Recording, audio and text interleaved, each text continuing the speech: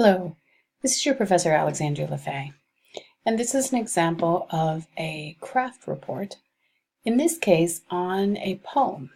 The poem itself is called Light the Festive Candles by Eileen Lucia Fisher for Hanukkah. Light the first of 8 tonight, the farthest candle to the right. Light the first and second too, when tomorrow's day is through. Then light 3, and then light 4, every dusk 1 candle more, till all 8 burn bright and high, honoring a day gone by, when the temple was restored, rescued from the Syrian lord, and an 8-day fest proclaimed, the festival of lights well named, to celebrate the joyous day when we regained the right to pray to our one God in our own way. This was originally published in 1967 in a book called Skip Around the Year. One of the things to note is that this particular poem follows on a very traditional scheme using rhyming couplets: tonight, right, 2, through, 4, more.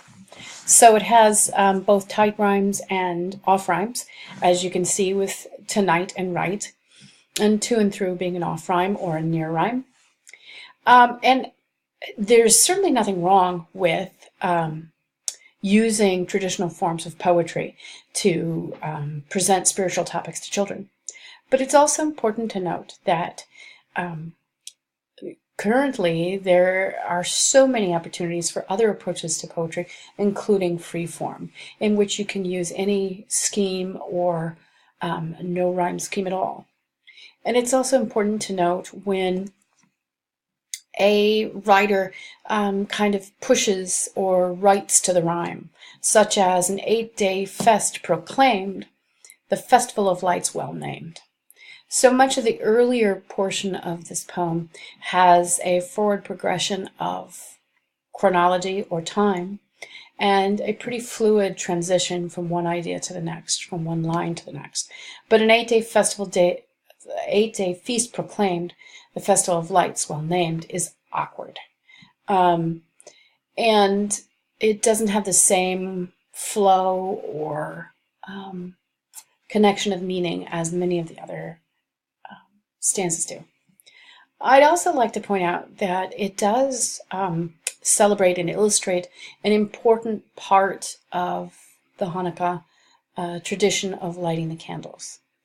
But in looking at the spirituality of the poem, we should note that it really does not indicate the meaning of the lighting of the candles themselves. We know, as it does in a very, very good job at the bottom, to celebrate the joyous day when we regain the right to pray to our God in our own way.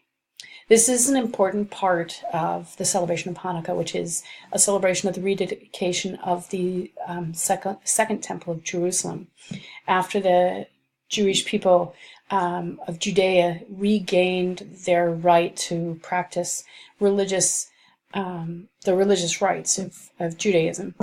But what it doesn't do is it doesn't tell us how these candles play a role in this spirituality.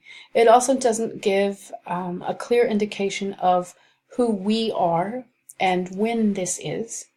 And when you consider a contemporary child audience, you need to think about building cultural context. If, for instance, this poem was created in conjunction with multiple poems about the Jewish faith, then it's possible to use this as a supplementary poem. But in many ways, this poem leaves too many unanswered questions for a young reader. And they don't necessarily offer a question or a consideration that allows a Jewish child to consider their faith in a deeper way. It also doesn't provide enough cultural context for someone who's not Jewish to fully understand what the poem is about. And I think a lot of times when we create poems for children, we have the idea that it needs to rhyme and it needs to be easy to understand and not very complex. And it's certainly true that for the youngest readers, it's a very good idea to keep things simple and rhythmic and easy to understand. but I don't think this would be an example of a poem for a very young child because of the things that it talks about, particularly in the final stanza. What I do believe is that there is room for expansion. Now, you could say, hey, wait a minute, this poem was published in 1967 and there was nothing wrong with it then. That is true. And in 1967, the expectations of children's poetry was extremely different than it is today in terms of cultural complexity, poetic freedom, and understanding of the reading abilities of an audience. So I would suggest that because of how much has changed in the interceding 50 plus years since this was published, the expectations of poetry for children are very different. I'd also like to note that, the Poetry Foundation, which establishes a poet laureate for children every year, and that is Margarita Engel. Right now, an amazing poet. But I'd like to note that when you look at the poetry about religion for children on Poetry Foundation, which by the way is an exceptional resource for poetry and articles about poetry and audio recordings of poets for when we're talking about poetry for adults. But if you take a quick look, there's one page of 18 poems for children on the subject of religion. There are 2 by Jacqueline Woodson.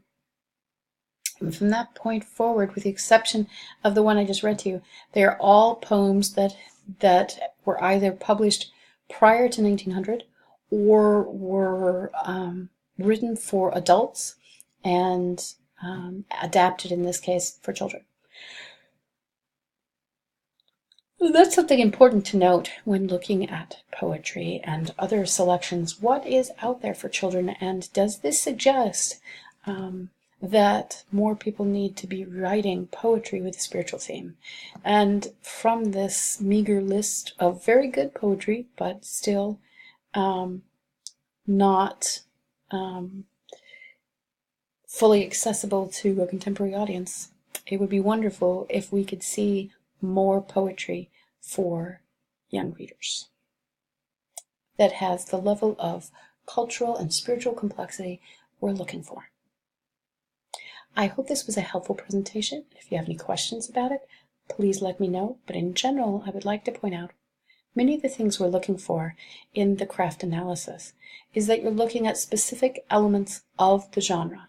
So I looked at end rhyme, the use of couplets, the use of tight rhyme versus off rhyme. I looked at the writing style and when that writing style came off as stiff. And then I looked at the spiritual components of the poem. Was it deep enough? Was it culturally accurate? Did it have enough depth? Those are the type of questions you want to be asking of the piece that you are presenting. And you can use a program like the one I'm using here, which is Screencast-O-Matic. You may have noticed it shows everything that shows up on the screen while you're presenting. And there are many other wonderful types of software out there, programs that you can use for this purpose. If you have any further questions, please don't hesitate to email me at alexandria.lafay@greenville.edu. Thank you, and best of luck with your presentations.